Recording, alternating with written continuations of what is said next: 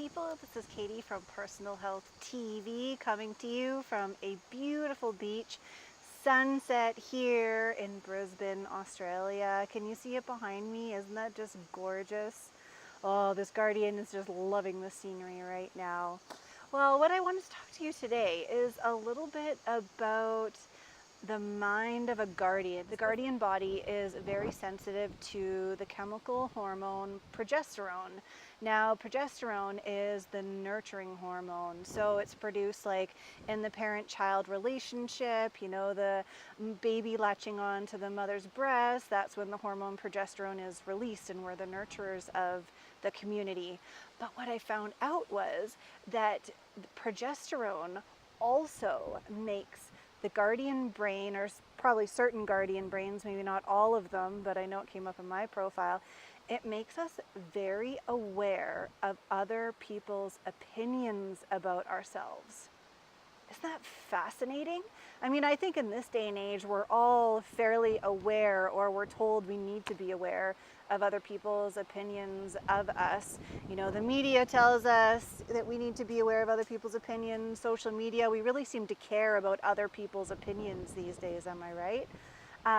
But I found out that because I'm so sensitive to the chemical processes around progesterone, that in my mind, I'm actually really sensitive to other people's opinions of me, which is fascinating. Now, that can be both a pro and a con, right? Like, yeah, it might make me a little bit self-conscious when I'm so sensitive and I'm highly susceptible to understanding other people's opinions of me, or I can turn that around into a positive and know that my empathy and understanding other people's opinions and perspectives is actually one of my superpowers.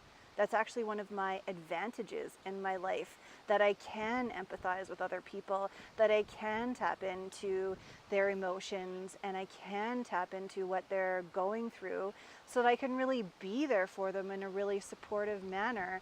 And that absolutely is one of the strengths of being a guardian. It's part of my natural role in, you know, genetic history.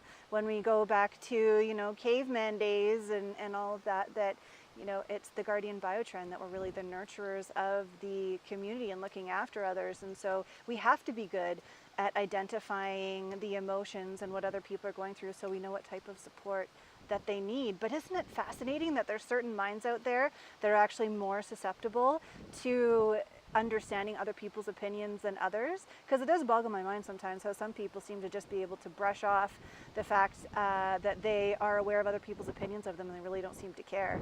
I wish I didn't care so much, but I try to act like I don't care so much, but I think deep down inside I really do, and it's actually one of my superpowers, and I shouldn't think of that as a negative. I should actually think about that as a positive. So in closing, I just want to say, you know, if you're a guardian, that it's actually really powerful to know that you are susceptible to understanding other people's perspectives of you, but that isn't necessarily a bad thing. It's all about the story you create about that superpower. You know, you can view it as a negative, but I think that it's going to help everyone, even yourself and your mindset, if you actually view it as a positive and know that you actually can read people emotionally and tap into people emotionally a lot better than other people. And that is totally one of your superpowers. Let's run with that. That's a little bit more empowering, isn't it? I hope you're having a great time, guys, and having a beautiful day.